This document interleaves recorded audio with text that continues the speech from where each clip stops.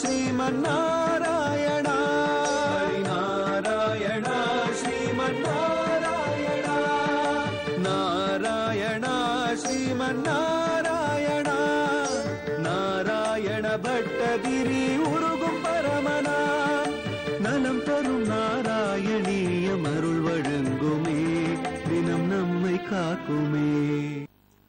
श्री विष्णु चित्त कुलनंदन कल्पवल्लीमो श्रीरंगराज हरिचंदन योग दृश्यमो साक्षाक्षमामो कमलया करुणामिवान्यमो गोदामनन्य शरणमो प्रपत्ये.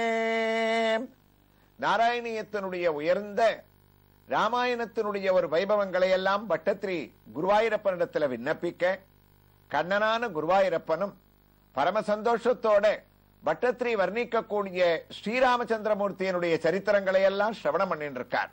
சரித்திரம் 34வது தசகத்துல 3வது ஸ்லோகத்தை முடிச்ச பட்டத்திரி சீதையை விவாகம் பண்ணிண்டு சீதையோடையே ராமன் சீதையையும் லக்ஷ்மணன் ஊர்மலையும் பரதன் மாண்டவியையும் சத்ருக்னன் ஸ்ருதகீர்த்தியையும் 4 கல்யாணத்தையும் முடிச்சுண்ட தசரத மகாராஜா ஒரு நாள் ஜனகரிடத்திலிருந்து விடை பெற்று நான் அயோத்தியை நோக்கி கிளம்புறேன்னு அவரும் விடை கொடுக்க அங்கேருந்து கிளம்புறாராம். விஸ்வாமித்திர மகரிஷியும் தான் பிராட்டியையும் எம்பெருமானையும் சேர்த்து வச்ச ஆனந்தத்தோட அவரும் ராமன் கிட்டக்க உத்தரவு வாங்கிட்டு தான் தபஸ் பண்ண வேண்டிய இடத்துக்கு கிளம்புறார். அப்ப குருவாயூரப்பா அடுத்ததாக இவா மிதிலையிலேந்து கிளம்பி என்ன நிகழ்வு நடக்கிறதுன்னு 34வது தசகத்தினுடைய 4வது ஸ்லோகத்தை பட்டத்திரி கம்பீரமா ஆரம்பிக்கிறார். குருவாயூரப்பனும் நம்மளோட சேர்ந்து ராமனுடைய காவியத்தை ஆனந்தமா சிரவணம் பண்றதுக்கு தயாராயிட்டார். ஆருதானே ருஷல்தே भृगुकुल तिलके संक्रमयस्वतेजो याते यातोस्य योध्यां सुखमिक निवसने कान्तयाः कान्तमूर्ते शत्रुघ्नेनैकदातो गतवति भरते मातुलस्याधिवासमो तातारब्धोऽभिषेकस्तव खलु विगतका केकजाः धीसपुत्रिजाः. நாராயணிய ராமாயணத்தினுடைய ஸ்லோகங்கள்லாம் பல விஷயங்களை உள்ள அடக்கினதுனால பெரிய ஸ்லோகங்கள்னு நம்ம அடிக்கடி அனுபவிச்சுட்டே இருக்கோம். அப்ப பட்டத்திரி தொடங்குறார். குருவாயூரப்பா உத்தரவு வாங்கிண்டு ஜனக மகாராஜா ஊர் எல்லை வரைக்கும் வந்து வழி அனுப்புறார். அவரும் தசரதர் பரம சந்தோஷத்தோட அயோத்தியை நோக்கி கிளம்புறாராம்.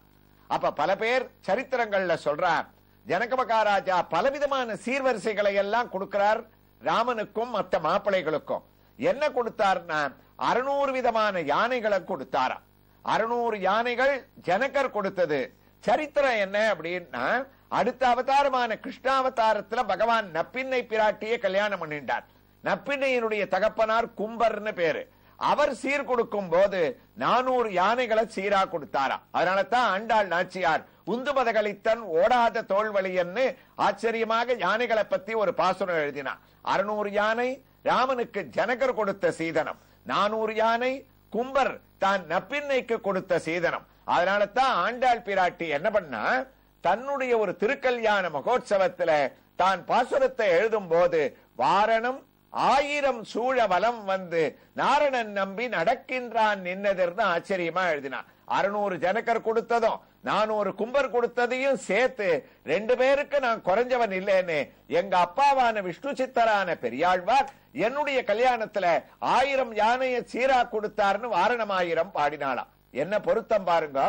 இவர் சீர் கொடுத்த அனுப்புறதும் ஆண்டாளுடைய ஒரு ஞாபகமும் நமக்கு இன்றும் நாளையும் பலவிதமான திவ்ய தேசங்கள்ல ஆண்டாளுடைய ஆடிப்பூர மகோத்சவத்தை கொண்டாடிட்டு இருக்கக்கூடிய ஒரு சந்தர்ப்பத்துல ஆண்டாளோட ராமனை இணைச்சு பேசக்கூடிய பாக்கியத்தை நமக்கு வழக்கம் போல நாராயணியத்துல குருவாயூரப்பன் தானாகவே ஏற்படுத்தி கொடுத்திருக்கானா. அப்ப ஆண்டாளுடைய திருவாடிப்பூர மகோத்சவம் இன்றைக்கும் பல திவ்ய கஷேத்திரங்கள்ல நடக்கிறது. கோலாகலமாக ஆண்டாள் நாளைய தினத்திலே ஸ்ரீவில்லிபுத்தூர் கஷேத்திரத்திலே உயர்ந்த இன்றோ திருவாடிப்பூரம், எமக்காக வென்றோ ஆண்டாள் அவதரித்தாள்னு கொண்டாடக்கூடிய அளவுக்கு கோலாகலமாக, ஏன் இன்றும் ஸ்ரீவில்லிபுத்தூர்ல பார்த்தோம்னா புஷ்ப பல்லக்கு, குதிரை வாகனத்துல தான் ஆடிப்பூரத்துக்காக எழுந்தருளக்கூடிய திருத்தேரையும் தான் கடாட்சிச்சுட்டு எழுந்தக்கூடிய ஒரு சாயங்கால சேவையும் இருக்கு. நாளைக்கும் ஸ்ரீவில்லிபுத்தூர்ல ஆண்டாள் நாச்சியார் 3 மணிக்கே தான் திருமஞ்சன வைபவத்தை கண்டருளிண்டு 4 மணிக்கு திருத்தேருக்கு எழுந்தருளி 8 மணிக்கு திருத்தேர்ல பவனி வரக்கூடிய உயர்ந்த ஆடிப்பூர வைபவங்கள்லாம் இருக்கிறது தான் ஆண்டாளுடைய ஒரு தனி சிறப்பு. பல திவ்ய தேசங்கள்ல இன்னைக்கு, ஸ்ரீவில்லிபுத்தூர்ல நாளைக்கு, என்னைக்கா இருந்தாலும் ஆடிப்பூரம் அப்படின்னு நமக்கு சொன்னாலே ஆண்டாளுடைய ஞாபகம் தானே வருது. அந்த ஆண்டாள் கண்ணனை பாட வந்தவள். கண்ணன் பட்டத்திரியும் யார பாட வந்தார்? என்ன உத்தம பாருங்க, நாராயணியத்துக்கும் ஆண்டாளுக்கும் இந்த நாராயணிய ராமாயணத்துக்கும். குருவாயூருக்கு வந்து அவர் கிருஷ்ணனை பாட வந்தார். ஆனா கிருஷ்ணனை பாடிண்டே இருக்கச்சே, நீ ராமன அவதாரம் பண்ணியாமே, நீ சீதையை கல்யாணம் பண்ணிட்டியாமே, நீ சீர வாய்ந்த அயோத்திக்கு கிளம்பின்றிருக்கியாமேன்னு எழுதுறார். குருவாயூரப்பனும் சந்தோஷமா ஆமா ஆமான்னு தலையாற்றார். அதே போல ஆண்டாள் என்ன பண்ணா, கண்ணனை பாடுவதற்காகத்தான் திருப்பாவை நோன்பையே ஆரம்பிச்சா. கண்ணனை பாட வந்தவள் ராமனுடைய வைபவங்களை எல்லாம் தென்னிலங்கை கோமானை செற்ற மனத்துக்கு இனியானை பாடவும் நீ வாய்த்திரவாய். தென்னிலங்கை கோமானை செற்ற ராமன் மனத்துக்கு இனியவன் கண்ணனை பார்த்து சொன்னாளாம். கண்ணனும் சிரிச்சுண்டே தலையாட்டினா. ஆண்டாளுக்கு எப்படி பட்டத்திரிக்கு குருவாயூரப்பன் இங்க தலையாற்றானோ அதே போல கண்ணனை ஒரு சிம்மாசனத்துல உட்கார வச்சா அவனுக்கு பல்லாண்டு பாடல. அன்றி உலகம் அளந்தாய் அடி போற்றி, சென்று அங்கு தென்னிலங்கை செற்றாய் திரள் போற்றி. நீதானே ராமனா போய் ராவணனை வதம் பண்ணவன்னா கண்ணனும் தலையாட்டினாளா. அப்ப ஆண்டாளுக்கும் பட்டத்திரிக்கும் ஒற்றுமை. எதிர கண்ணன் இருந்தா கூட ராமனுடைய பெருமைகளை பேசுவதும் கண்ணன் அதற்கு தலையசைத்து ஆமோதிப்பதும் 2 பேருக்கும் ஒரு பெரிய ஒத்துமை. அதே ஒத்துமை இந்த ஒரு நாராயணியத்திலே திருவாடிப்பூர தினத்துல இன்றும் நமக்கு அமைஞ்சிருக்கா. அந்த ஒரு குதூகலத்தோட ஆண்டாள் வர்ணிச்ச மனத்துக்கு இனியவனாக, சீதையினுடைய மனத்துக்கு இனியவனாக, அங்கு வாழக்கூடிய மிதிலை வாழ் ஜனங்களுடைய மனதுக்கு இனிதியவனாக, தோள் கண்டார் தோளே கண்டார், தொடுகடல் கமலமண்ண தாள் கண்டார் தாளே கண்டார்னு குருவாயூரப்பா குதூகலமாக ராமச்சந்திரமூர்த்தியான நீ ஆருள் தானே ருஷல் தேம் பிருகுகுல திலகே சக்கரமய்யஸ்வதேஜகம். அயோத்தியை நோக்கி வேகமா இந்த ஒரு தேரானது அங்க கிரகப்பிரவேசம் பண்றதுக்காக மிதிலையிலேருந்து கிளம்பி போயிருக்கு. போகட்டும், அதற்குள்ள நாம் இப்போது தரிசிக்க வேண்டிய திருக்கோயிலுடைய ஒரு திவ்ய தரிசனத்தை அடைய வேண்டாமா? எந்த திருக்கோயில்? சென்னையிலே மேற்கு மாம்பலத்தில் பிரசித்தி பெற்ற கோதண்டராமர் திருக்கோயில். இந்த திருக்கோயிலுடைய பெயராகவே இந்த தெருவும் கேஆர் கோயில் தெரு, கோதண்டராமர் கோயில் தெரு என்று அமைய பெற்றுள்ளது. இதோ இந்த கோயிலை நாம் அடைந்து விட்டோம். பெரிய கோபுரங்கள் ஒன்றும் இல்லாவிட்டாலும் சிறிய அழகான ஒரு முகப்பு.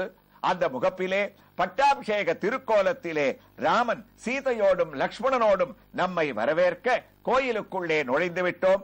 பலிபீடத்தை கடக்கின்றோம், கொடிக்கம்பத்தை வணங்குகின்றோம். பெரிய ஒரு மகாமண்டபம்.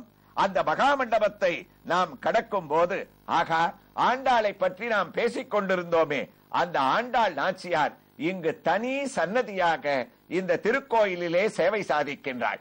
மூலமூர்த்தியை படமெடுப்பதற்கு நமக்கு அனுமதி இல்லாவிட்டாலும் ஆண்டாளுடைய விமானத்தை, திருக்கல்யாண கோலத்தை விமானத்திலே சுதை வடிவத்திலே நாம் தரிசித்துக் கொண்டே இதோ உற்சவ மூர்த்தியாக ஆண்டாள் நாச்சியாரை நாம் தரிசிக்க துவங்கிவிட்டோம். பொல்லாவரக்கனை கிள்ளி களைந்தானே கும்பகர்ணனும் தோற்றுமுனக்கே பெருந்துயில் தான் கொண்டானோ என்று ராமனை கொண்டாடிய ஆண்டாள் பல இடங்களிலே ஆடிப்பூர திவ்ய தரிசனத்தை அடைந்து கொண்டிருக்கக்கூடிய இந்த சந்தர்ப்பத்திலே ஸ்ரீவில்லிபுத்தூரிலும் எந்த காட்சியை நமக்கு ஆண்டாள் நாளைய தினத்திலே அளிக்க இருக்கின்றாளோ அந்த ஆண்டாள் நாச்சியார் இதோ இந்த திருக்கோயிலிலே பற்பல திருவாபரணங்களுடனும் மாலைகளுடனும் நமக்கு ஆச்சரியமாக காட்சியை அளிக்க துவங்கிவிட்டார். நின்ற திருக்கோலம், சிறிய உருவம், அழகான கிரீடத்துடன் கூடிய கோதை எனும் அடையாளம் காட்டக்கூடிய கொண்டை, நெற்றி திலகம், சாந்தமான கண்கள், சூடிக் கொடுத்த சுடர்கொடியே பாடியருடவல்ல பல்வரையாய் என்று திருப்பாவையை அருளின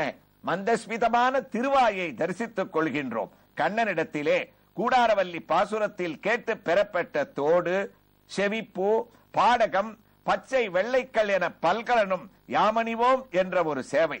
பச்சைக்கல் பதத்துடனும் மைத்துடன் நம்பி மதுசூதனன் அணிவித்த கல்பதித்த திருமாங்கல்யத்தையும் இந்த ஆண்டாள் நாச்சியார் சாத்திக் கொண்டு காசு மாலையும் பூமாலையும் அவளுடைய சரீரத்திலே பளபளக்க திருக்கரத்திலே லாவகமாக தாமரை பூவை ஏந்தி கொண்டு நமக்கு காட்சியளிக்கக்கூடிய உற்சவமூர்த்தியான ஆண்டாள் நாச்சியாரின் திவ்ய ஹாரத்தியோடு இன்றைய தினத்திலே அவளுடைய திவ்ய தரிசனமானது நமக்கு பற்பல பலன்களை அளிக்க வல்லதாக அமைகின்றது. இதே ஒரு சூழ்நிலையிலே ஆண்டாள் கொண்டாடிய மனத்துக்கு இனியனான ராமன் எவ்வாறு அயோத்தியை நோக்கி தன்னுடைய கிரகப்பிரவேச பயணத்தை தொடர்ந்து கொண்டிருக்கின்றான் என்பதை சிரவணம் செய்வதற்காக பட்டத்திரியின் வாக்காக நாம் குருவாயூருக்கும் திரும்பிவிட்டோம். பட்டத்திரியும் தொடருகின்றார். யாதே யாதோஸ்ய யோத்யாம் சுகமிக நிவசல்னே காந்தயாக காந்தமூர்த்தே. குருவாயூரப்பா, நீ கிளம்பி அயோத்தியை நோக்கி போயிட்டு இருக்க. அந்த சந்தர்ப்பத்துல திடீர்னு போகக்கூடிய ஒரு வழியில பலவிதமான அபசகுணங்கள்லாம் தோன்ற ஆரம்பிச்சுதான். அபசகுணங்கள்லாம் என்ன? பட்சிகள்லாம் கோரமா சத்தம் போட ஆரம்பிச்சது. தசரதருக்கு கவலை வந்துருத்து. குலகுருவான வசிஷ்டரை கூப்பிட்டார். ஏன் பட்சிகள்லாம் இப்படி கத்துறது? இந்த சகுனங்கள் சரியா இல்லையே. என்னுடைய குழந்தைகளை கல்யாணம் பண்ணி அழிச்சுண்டு போகக்கூடிய சமயத்துல அவர்களுக்கு ஏதோ ஆபத்து வரப்போறதுன்னு உணர்த்தது. எனக்கு என்ன, நீங்க இதை உணர்ந்து சொல்லணும்னா உடனே வசிஷ்டர் சொன்னார், தசரதா நீ கவலையே பட வேண்டாம். நின்றே நெறிவுணர்மல் ஒரு நினைவாளனை அழகானன்றோ பழுதுலதோம் நடுவுரை நீ நயம் குன்றே புரை தோழன் எதிர்ப்புள்ளில் குறி தேர்வான் இன்றே வரும் இடையூறு அது நன்றாய் விடும் என்றான். கம்பர் சொன்னார் வசிஷ்டருடைய வாக்காக, தசரதா பறவைகள்லாம் கத்துறதுனால ஒரு ஆபத்து வரும்னு தெரியறது. அதே சந்தர்ப்பத்துல பூமியில இருக்கக்கூடிய மிருகங்கள்லாம் நம்ம அழகா பிரதட்சணம் பண்ணிட்டு போறது, ஒழுங்கான பாதையில வலம் வரதுனால அது சுபசகுனம். வரக்கூடிய ஆபத்தானது நீங்கும், எந்த கவலையும் நீ பட வேண்டாம்னு இவர் தேத்தின் இருக்கச்சையே அங்கேந்து மகாவிஷ்ணுவனுடைய அம்சாவதாரமான பரசுராமர் வந்து கையில ஒரு கோதண்டத்தை எடுத்துண்டு, குருவாயூரப்பா ராமச்சந்திரமூர்த்தியான உன் எதிர பிருகுகுல திலகே சங்கிரமயஸ்வதே ஜகா. பரசுராமர் வந்து குதிக்கிறார். ராமனும் இரு ராமர்களும் நேர சந்திக்கிறார். இரு ஆடி பூரம், இரு ஆண்டாளுடைய சேவை பல திவ்ய கஷேத்திரங்கள்ல. நாராயணியத்திலையும் இரு ராமர்கள் ஒத்தருக்கொத்தர் சந்திச்சுண்டு பரசுராமர் என்ன கேட்க போறார், ராமர் என்ன பதில் சொல்ல போறார், தசரதருடைய கலக்கம் என்னன்னு ஆச்சரியமாக கண்ணனான குருவாயூரப்பனிடத்துல பட்டத்திரி தொடர்றார். ரெண்டு ராமனுடைய வாக்குவாதத்தை கேட்கறதுக்கு கிருஷ்ணனும் தயாராயிட்டார். நாமும் காத்திருப்போம் நாளை வரை. நாராயணியத்தின் அடுத்த பகுதியை மேற்கு மாம்பலத்தில் அமைந்திருக்கக்கூடிய கோதண்டராமருடைய திருக்கோயிலிலே சேவை சாதிக்கக்கூடிய உற்சவமூர்த்தியான ரங்கநாத பெருமாள், ரங்கநாயகி தாயார் இவர்களுடைய திவ்ய தரிசனத்தோடு தொடர்ந்து கேட்கலாம். ஸ்ரீ கிருஷ்ணாய துப்யம் நமக. நாராயணா ஸ்ரீமன் நாராயணா.